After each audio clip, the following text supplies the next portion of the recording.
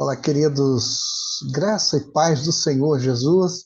Estamos chegando à aula número 4 e nós vamos falar da evangelização, da conversão e a congregação dos crentes. Estamos, claro, vocês sabem, analisando o livro do David Hazelgrave sobre a plantação da igreja no contexto missionário. E hoje vamos ver exatamente também do Evangelho à igreja local. Então, os objetivos da nossa aula hoje são estender a evangelização contextualizada, refletir sobre a conversão genuína e valorizar a congregação imediata dos crentes. Então, quando nós falamos de contextualização do Evangelho, de que nós estamos falando? Nós, no século XXI, não usamos os métodos usados pela igreja primitiva para a evangelização. Nós, uh, nós temos vários meios hoje para isto, para pregar o evangelho, inclusive este meio aqui pelo qual eu estou gravando esta aula. Então, é completamente diferente. A essência é que não muda, mas há a contextualização. E isto nós precisamos ver. Por exemplo, o apóstolo Paulo, a gente tá, nós estamos sempre falando do apóstolo Paulo, ele adaptava a mensagem. No caso, com os judeus, e ele até usa para os judeus, primeiro aos judeus, ele usava a base bíblica, ele usava o Antigo Testamento, ele usava a lei, ele usava os profetas e usava os salmos, como assim diz a própria Bíblia, referente ao Antigo Testamento.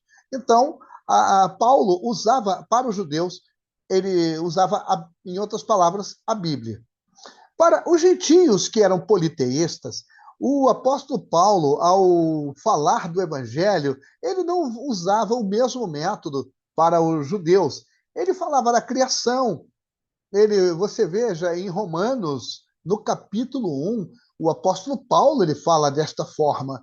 É, em outras passagens, quando ele está falando aos gentios sobre Deus, ele usa a criação. E no caso dos filósofos, o apóstolo Paulo, ele usou, como nós vemos no livro de Atos, capítulo 17, lá no Areópago, ele falou ao Deus desconhecido, ele discorreu sobre o altar ao Deus desconhecido e mostrou para aqueles filósofos quem era o Deus desconhecido. A verdade, ela é imutável, mas o método é adaptável. Não se esqueçam disto. A verdade não muda, jamais. Agora, os métodos são diversos. Com relação à conversão bíblica, você prega o evangelho usando vários contextos culturais até, porque para cada cultura deve haver uma contextualização, mas falemos agora da conversão bíblica.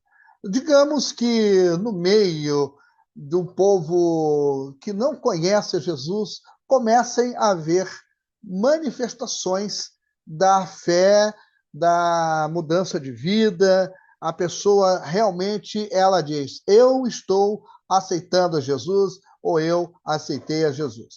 Como é que nós vamos lidar com isto?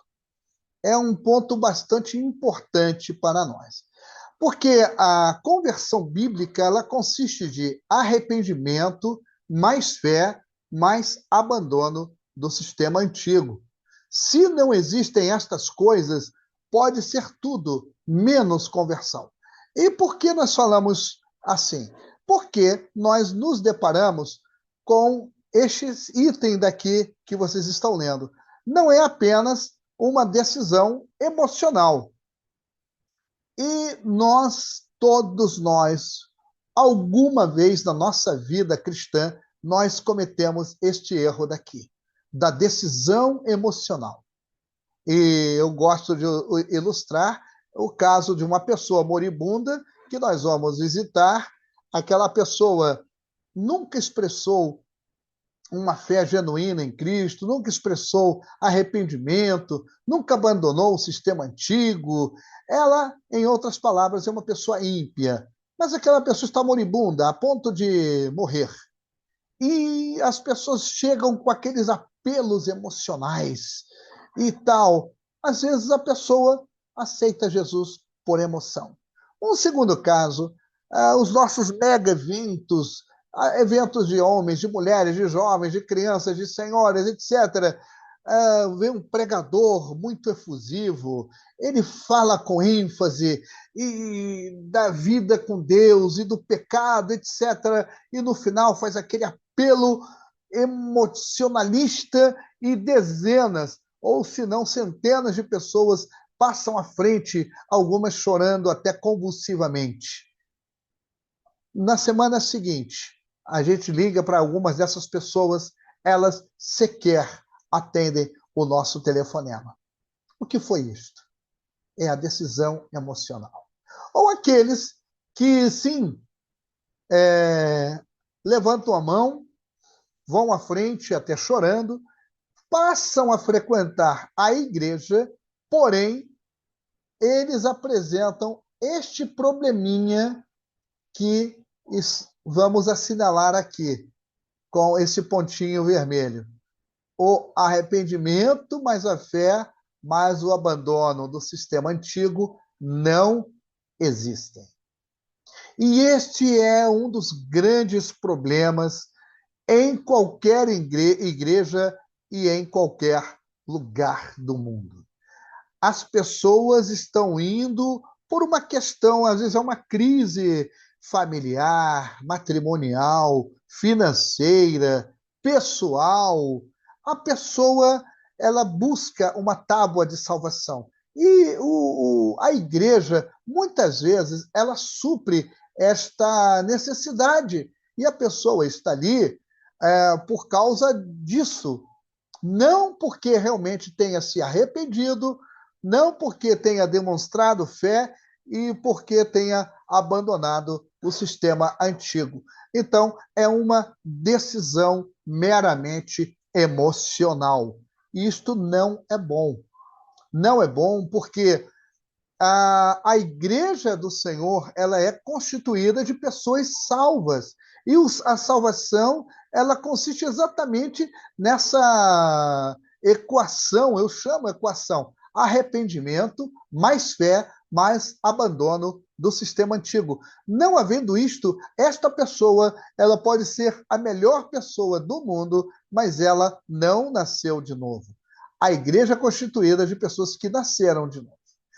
A outra coisa que a conversão bíblica ela envolve é exatamente a ruptura com o passado. Tem que haver esta ruptura. A pessoa tomou uma decisão, eu vou agora na igreja, mas ela não rompeu com a idolatria, com as práticas pecaminosas e com a própria cosmovisão. Como a pessoa vê a sua sociedade? Muitas pessoas com muitas boas intenções, diga-se de passagem, elas tomaram uma decisão emocional, não romperam com o passado, continuam sendo idólatras, continuam na prática do pecado e a sua cosmovisão é igual à do mundo. Eles concordam com o aborto, eles concordam com o homossexualismo, eles concordam com a imoralidade, eles concordam com o sistema corrupto de governo, inclusive praticam a corrupção. Essas pessoas não nasceram de novo. Então, porque o novo nascimento, além do arrependimento, mais fé e abandono do sistema antigo, a conversão envolve ruptura com o passado. A Bíblia é muito clara quando diz: quem está em Cristo, nova criatura é, as coisas velhas já passaram, eis que tudo se fez novo. Outro versículo diz que aquele que é amigo do mundo torna-se inimigo de Deus. Filhinhos, não ameis o mundo, nem as coisas que há no mundo. Se alguém ama o mundo, o amor do Pai não está nele. Então, a conversão bíblica ela é primordial para a formação de uma igreja ou a plantação de uma igreja. Eu estou falando aqui, no caso, do contexto missionário. Se no contexto missionário é assim, quanto mais em uma cidade grande, onde há tantos problemas, há tanto pecado, há tanta corrupção, há tanta prática de idolatria, há tantas coisas que são realmente contra os princípios da palavra de Deus. Tem que haver esta ruptura. Se na cidade grande tem que haver esta ruptura, quanto mais no campo missionário, onde está sendo plantada uma nova igreja. Eu penso desta maneira porque é o óbvio. Na verdade, isto é o óbvio. A pessoa se congrega imediatamente. A pessoa genuinamente aceitou a Jesus. Não se convenceu de que ela tenha que mudar de religião, mas ela está demonstrando que nasceu de novo, ela tem que se congregar. Isto é importantíssimo. No livro de Atos, no capítulo 11, no versículo 21, diz assim que muitos se converteram ao Senhor. Observem bem, muitos se converteram ao Senhor. Essa passagem bíblica, ela me chama muito a atenção no livro de Atos. A gente vai dar uma olhada rápida neste texto. Havia muita conversão, os sinais estavam acontecendo, Deus estava usando poderosamente os apóstolos naquela época. E aí aqui diz, repito, diz, e a mão do Senhor era com eles, ou seja, com os apóstolos. E grande número creu e se converteu ao Senhor. E então, observem bem como acontecia na igreja primitiva. Como acontecia e como acontece nos nossos dias. No campo missionário, você prega o evangelho, você comunica a verdade bíblica, há o arrependimento, a pessoa se converte. Mas o que acontece com essa pessoa após a sua conversão? Os nossos irmãos lá na região da Judéia, Samaria, eles se congregavam imediatamente. Eles imediatamente eram inseridos no corpo de Jesus. Hoje, como é que nós podemos fazer isso? Estamos falando de plantação de igrejas no contexto missionário. No contexto missionário, muitas vezes você não pode ter um templo. Existem lugares que, inclusive, está proibida a construção de templos, a não ser templos pagãos. Templos cristãos, não. Então, você tem que pegar essas pessoas e formar grupos pequenos. Então, daí a importância do grupo pequeno. Faz muitos anos que eu aprendi sobre a importância de trabalhar com grupos pequenos. Eu me lembro, numa igreja onde eu fui membro nos anos 80, era uma igreja que tinha, em 1980, 70 membros. A igreja tinha mais de 30 anos de organizada, mas houve um mover maravilhoso do Senhor e o novo pastor que chegou na igreja, ele começou a criar grupos pequenos, entre 5 e 30 pessoas. E muitas pessoas se convertiam, muitos sinais eram feitos, muitas pessoas realmente se arrependiam dos seus pecados. A igreja estava numa das regiões mais violentas do Rio de Janeiro, que é ali no Complexo da Penha. Enfim, muitas pessoas se converteram. E essas pessoas ficavam em grupos pequenos, porque muitas delas tinham várias dificuldades para irem à igreja durante a semana e tudo mais.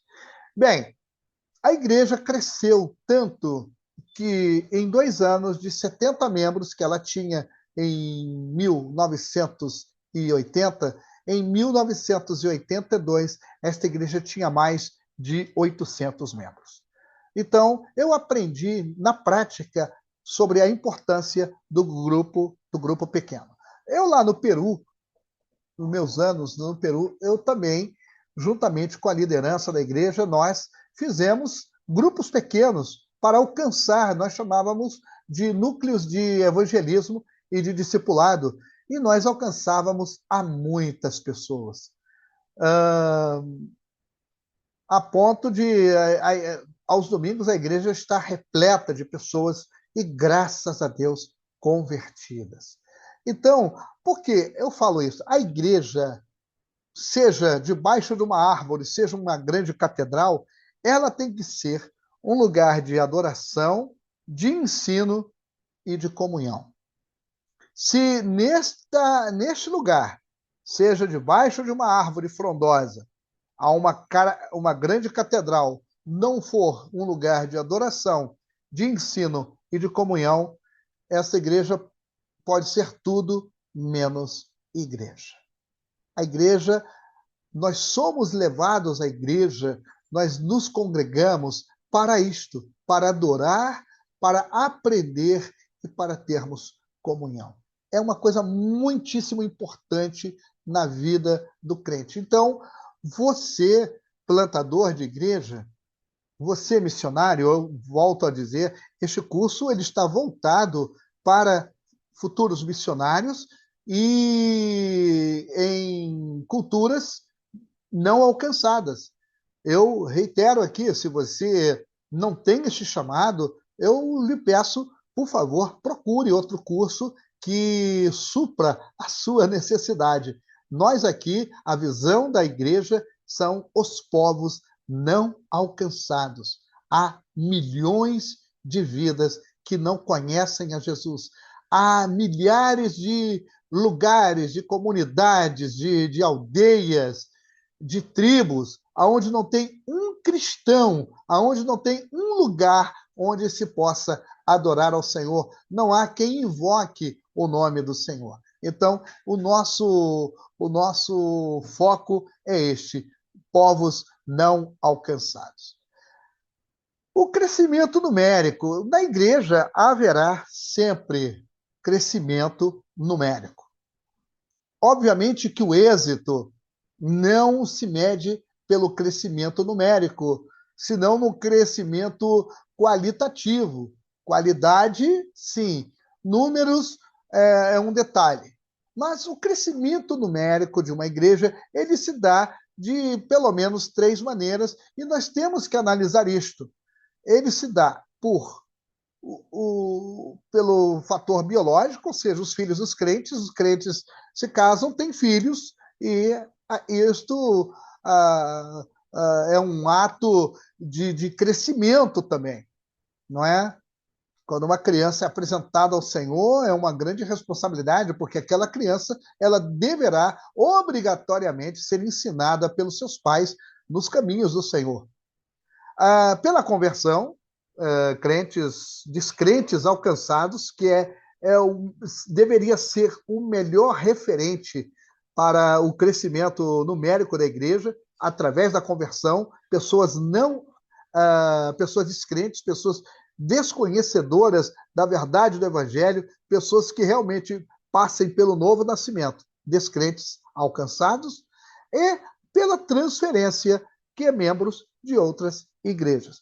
Hoje em dia é muito comum as pessoas trocarem de igreja. Troca-se de igreja como se troca de roupa ou se troca de um calçado.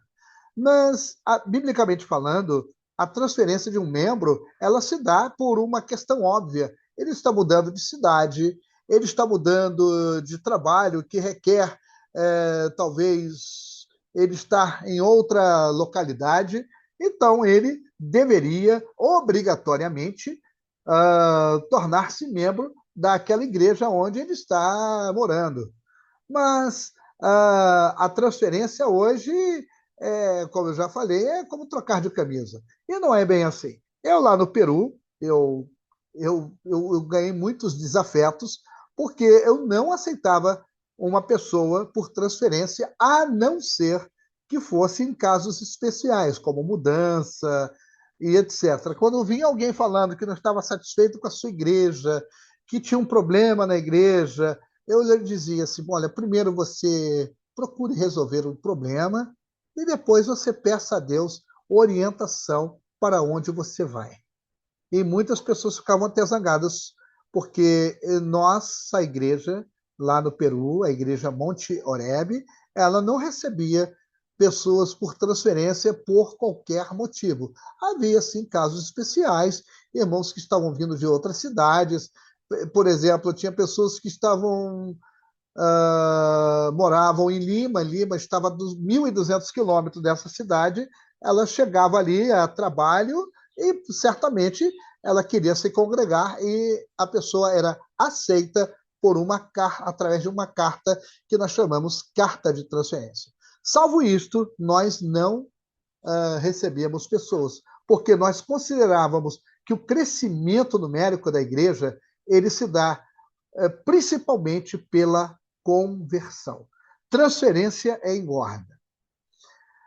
Vamos a uma atividade prática?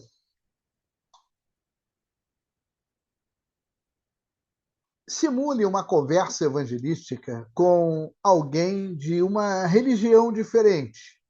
Por exemplo, um budista, um muçulmano, pode ser um adepto de religião africana, judeu, católico, o que for.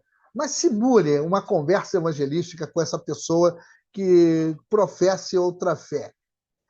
E você foque com clareza a respeito do Evangelho, fale com respeito, claro, sem ofender, e faça um convite à igreja. Então, foque em clareza, respeito e convide a igreja. Você pode simular isto. E, finalizando, nós dizemos o seguinte: evangelizar sem plantar igrejas é como colher sem semear. Então, pense nisto, medite, ore e que a sua conclusão também seja esta: que evangelizar sem plantar igrejas é como colher sem semear. Você é um missionário e o papel do missionário é esse. Então, nós vamos já finalizando a aula de hoje, vamos ficando por aqui. Um grande abraço, que Deus te abençoe rica, abundante e poderosamente no nome do Senhor.